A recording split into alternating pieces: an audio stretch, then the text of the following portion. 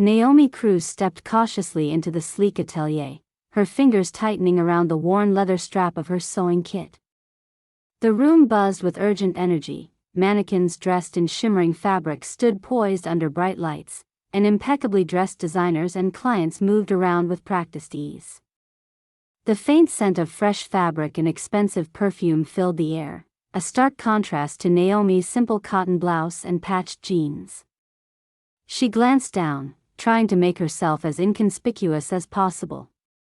Her job was clear but daunting: assist with the final fittings of the couture gowns before tomorrow night's gala, the most important fashion event of the year. Naomi was a seamstress from a humble background, grateful to be allowed into this rarefied world, even as she felt every pair of eyes weighing her down with silent judgment. The mounting tension exploded moments later. A murmur rippled through the room, growing into shocked gasps.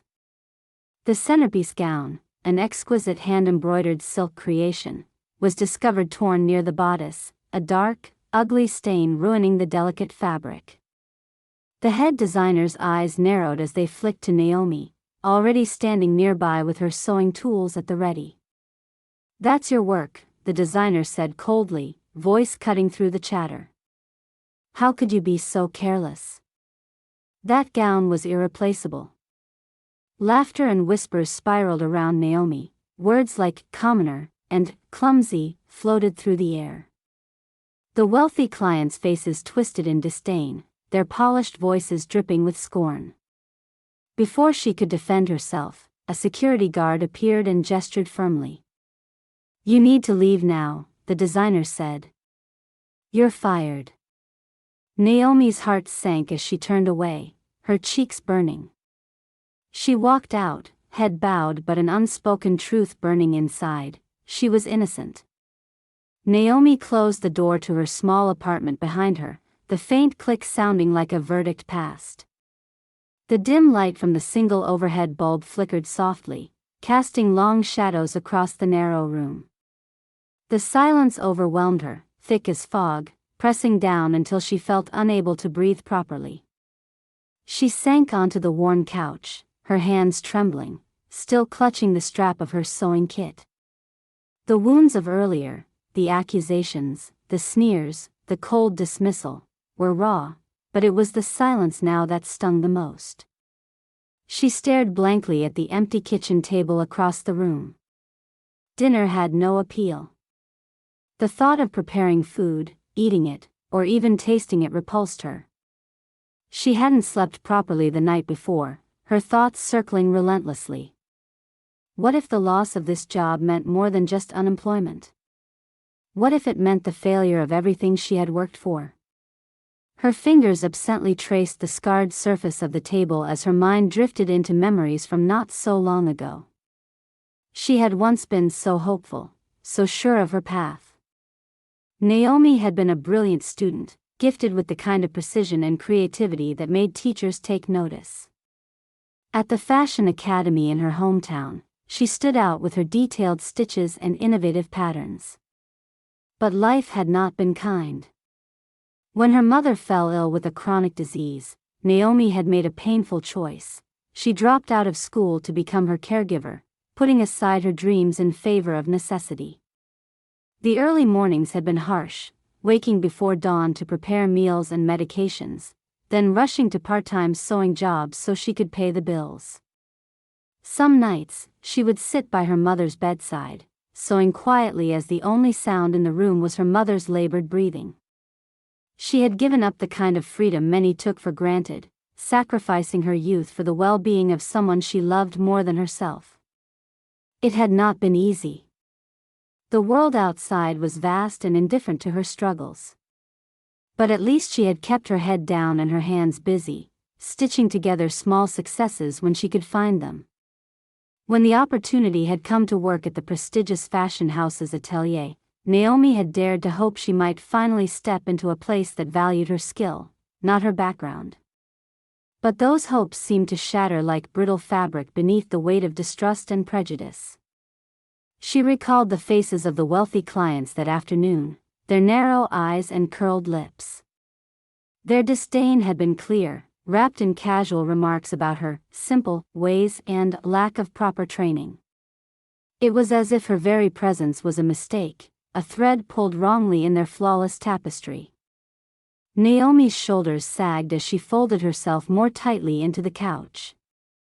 The weight of all she had sacrificed pressed down cruelly. She had fought so hard to get this job, to prove she belonged.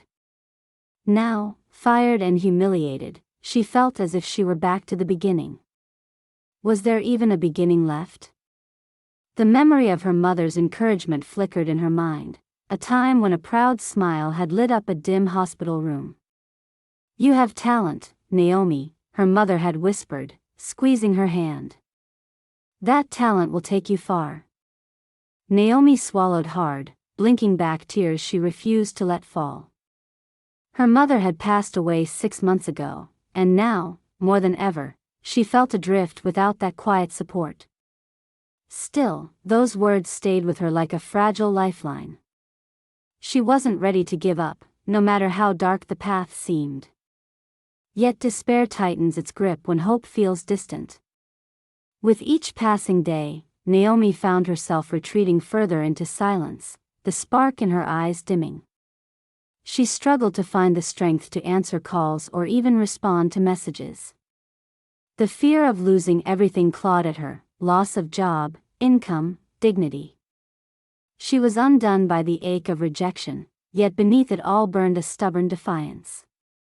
Her reality was a quiet apartment filled with half-finished projects, stacks of fabric scraps, and sketches folded away in a worn notebook. These pieces of her old life were reminders not only of what she had lost but also what she could still reclaim. The simple act of sewing, threading needle through cloth, had always grounded her. She tugged at a fraying hem on a discarded dress, her fingers tracing familiar movements. This modest workshop had been her escape, her private world where the noise of doubts and accusations faded. The software of her sewing machine was a steady heartbeat, an echo of perseverance. Yet Naomi knew that to build a better future, she needed more than quiet retreat. She needed to prove herself, prove her innocence in the tearing of the couture gown. The thought unsettled her.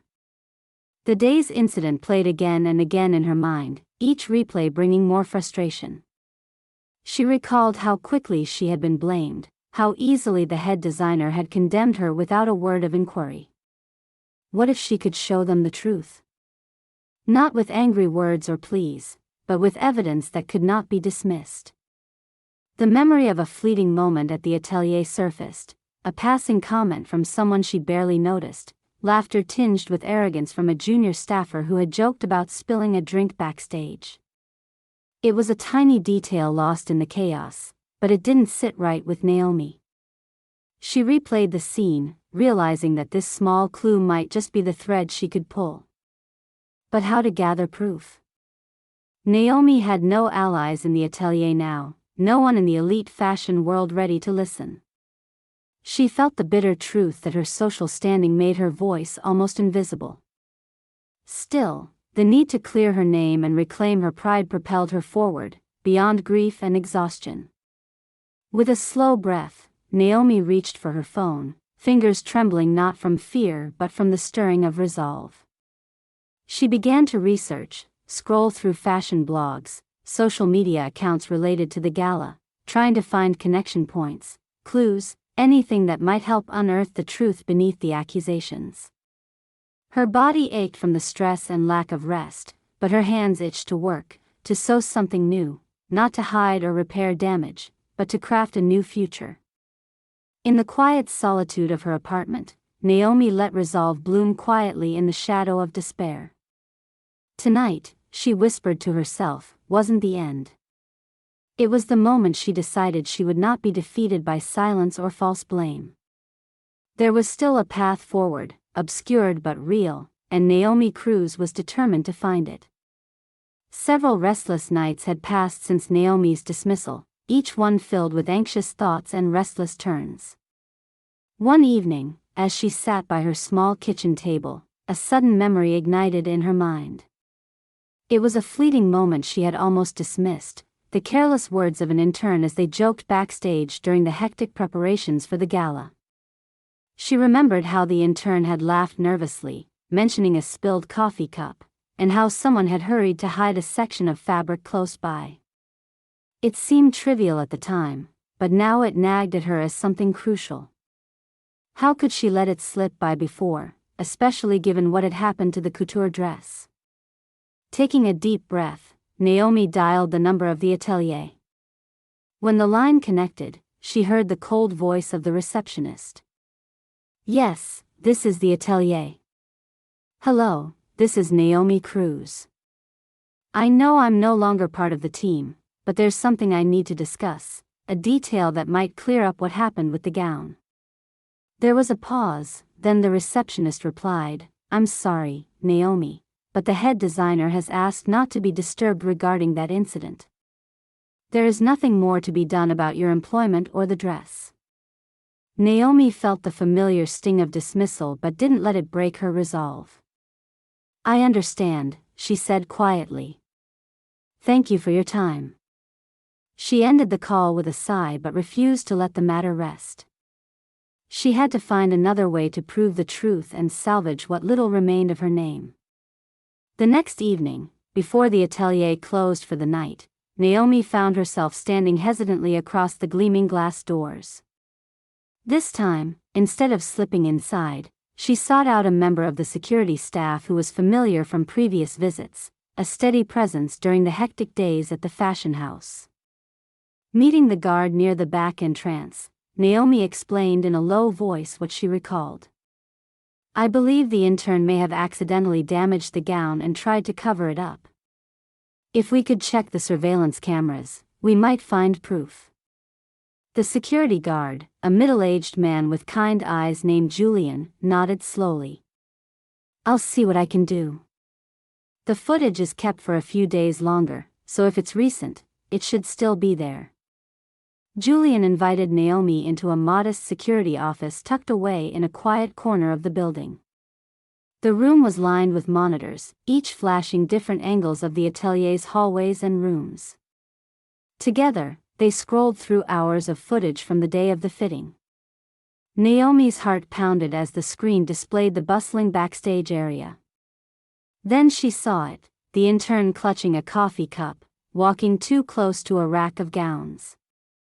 The intern's hand wavered, the coffee tipped and spilled, crimson liquid splashing onto the delicate silk. Panic flickered across the intern's face. The footage showed her grabbing a scarf and frantically wiping the stain, then hurriedly pulling at the nearest dress to hide the damage. Julian pointed to the screen. "Looks like she tried to conceal the stain and the tear while nobody was looking." Naomi's lips pressed together to hold back a rush of relief and anger. "This is the proof I need." "Thank you, Julian." The security guard nodded. "Be careful, Naomi. This kind of thing can stir up trouble." She nodded, already thinking ahead. This footage was a weapon, but wielding it required caution. Later that night, Naomi uploaded the video clips onto a private drive. She decided to reach out to someone with influence in the fashion world, someone who had access to the public and could amplify the truth. She found a contact, Maya Delgado, a respected fashion blogger known for honest, behind-the-scenes coverage of events like the gala. Her blog had thousands of followers, and her voice carried weight among industry insiders. Naomi composed a careful message, explaining what had happened, sharing the video footage, and pleading for a fair look at the evidence. Then she sent it, her finger hovering for a moment before pressing send. The wait was agonizing, each passing hour filled with a mixture of hope and anxiety. Finally, Maya responded, showing empathy and a readiness to review the material closely. Within days, Maya's blog published a detailed post titled, "The Untold Story Behind the Torn Couture Dress, A Seamstress Fight for Truth." The piece featured the surveillance clips side by side with a sharp analysis of what the fashion house's management had failed to observe. The blog described the intern's nervous spill and subsequent attempts to cover the damage, calling out the atelier for hastily blaming Naomi without proper investigation. The post quickly gained traction. Comments poured in from readers expressing outrage at the injustice and admiration for Naomi's perseverance. Fashion insiders shared the post privately, and the story spread beyond the usual circles.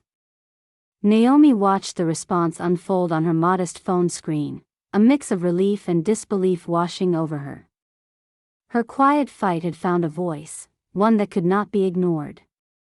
But even as praise arrived from strangers online, Naomi knew the battle wasn't over. The elite world where she had been humiliated was still a place resistant to admitting fault. She steeled herself for the coming challenges. There was the looming gala, where attendance of the staff and clients would mean facing those who had judged her. Naomi wondered if the evidence would change their minds or merely deepen old wounds. Yet, urging her forward was the powerful knowledge that truth, when given a platform, had the power to overturn assumptions and force reckoning. This was her moment, not just to clear her name but to claim the respect she had earned through years of hard work and dedication. Late that evening, Naomi sat down with her sewing kit beside her, her thoughts now tangled with renewed hope and cautious optimism. The path ahead was uncertain, but at last, she had a tangible weapon against the shadows that had threatened to swallow her whole. Her fingers instinctively began to stitch, weaving a small piece of fabric, not to hide mistakes this time but to mend the torn threads of her own story. The evening of the gala arrived like a heavy storm rolling over the city. Naomi's footsteps echoed softly against the marble floors as she entered the grand ballroom of the fashion house once again, this time not as a humble seamstress under suspicion but as someone quietly armed with the truth.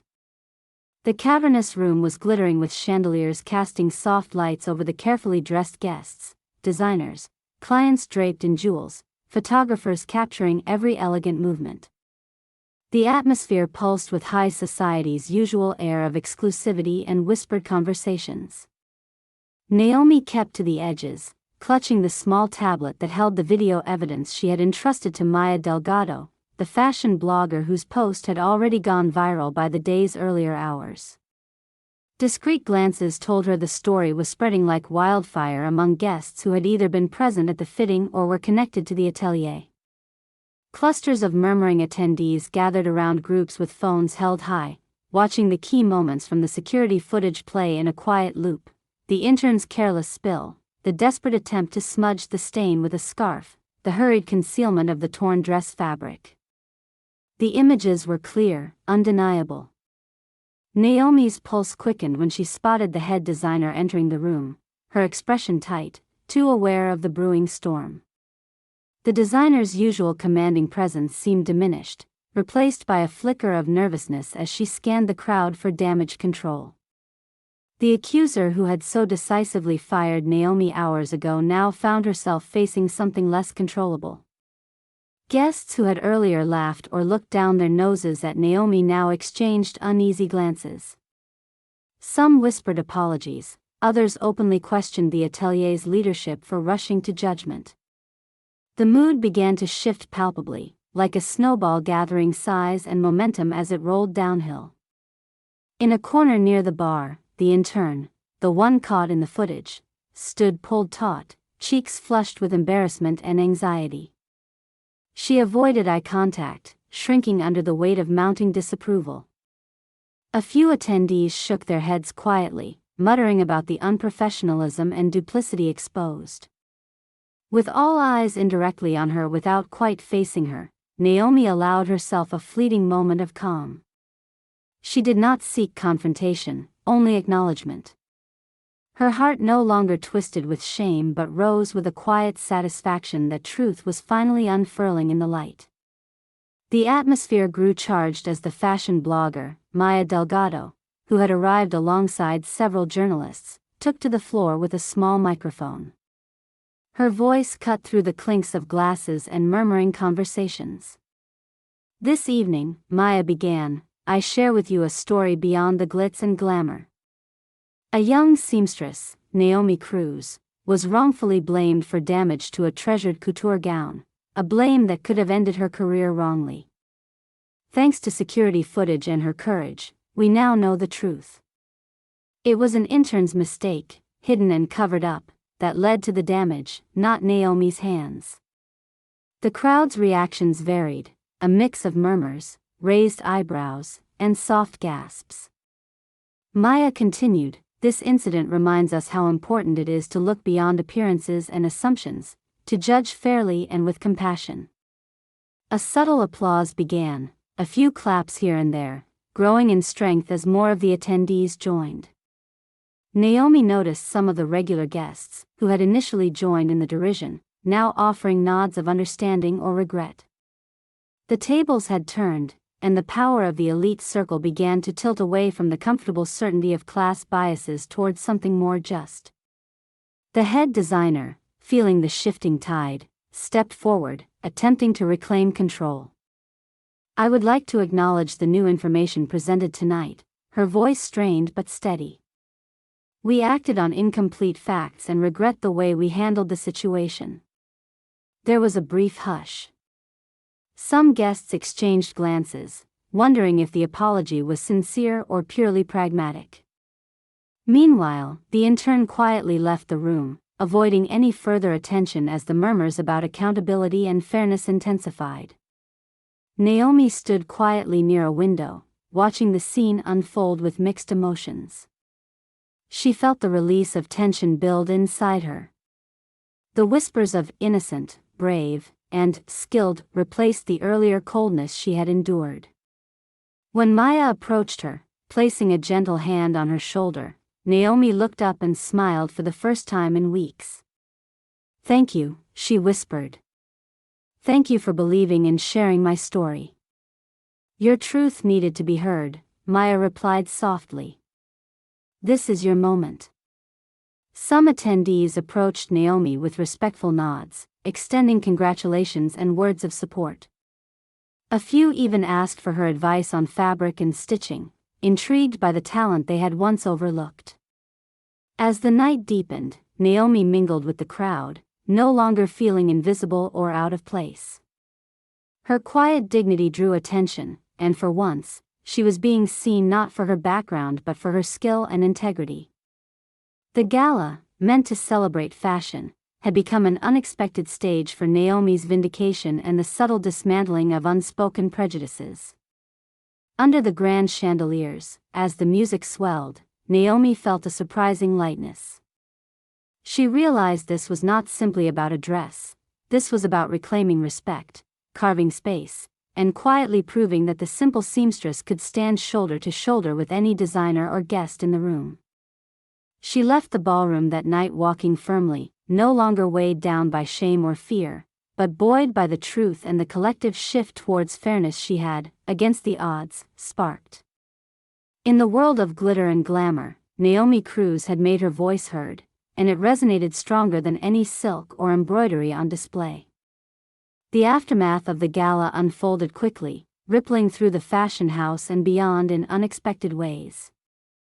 The intern's careless sabotage, once hidden beneath layers of denial and prejudice, was now impossible to ignore. The atelier's leadership, caught off guard by the groundswell of support for Naomi and the clear evidence presented, faced mounting pressure to act decisively. Within days, the intern was officially expelled from the fashion house. The announcement was terse but unmistakable. Her breach of trust and attempted cover-up were incompatible with the values the atelier claimed to uphold. Industry whispers spread, marking her as unreliable and reckless, a cautionary tale in a world where reputation was everything. Yet, as the intern's fall was swift and public, the story did not end with mere punishment. For Naomi Cruz, the journey toward justice was this time accompanied by recognition and opportunity, tangible signs that her perseverance had carved a new path. The head designer, who had initially dismissed Naomi without a second thought, sought her out in person. At first, Naomi was wary, skeptical of the sincerity behind the apology offered with wary eyes and tightly controlled voice. "I want to apologize," the designer said, hesitating. "We were wrong to judge so quickly. You are talented and dedicated." If you are willing, I would like to have you back at the atelier, with a promotion. We need someone with your skill and integrity overseeing couture repairs. Naomi looked at her, the ghost of past humiliation hovering, but beneath it a flicker of hope. This offer was more than a job, it was a chance for respect, for a redefined place in the world she had struggled to enter. I appreciate the apology, Naomi replied slowly, and the offer. But first, I want to finish my training. She paused, her voice steady. There is someone I want to thank, Maya Delgado. And I've decided to accept a scholarship from an influential designer who attended the gala. The head designer blinked, surprise flickering. The scholarship was a significant opportunity, one that might just launch Naomi into new heights beyond the atelier. Word spread that Naomi had accepted the scholarship, earning admiration from many who saw her not as a victim but as a symbol of resilience and talent. Offers from other fashion houses arrived quietly, respectful and promising. On the day Naomi stepped into a specialized couture training program, she found herself surrounded by students who looked at her with admiration rather than dismissal. Her hands, once trembling with doubt, now moved with a quiet confidence, stitching with precision and artistry that spoke of years of hard work. Reflection came not in grand speeches but in simple moments, the hum of her sewing machine, the careful measurement of fabric, the precise placement of every stitch.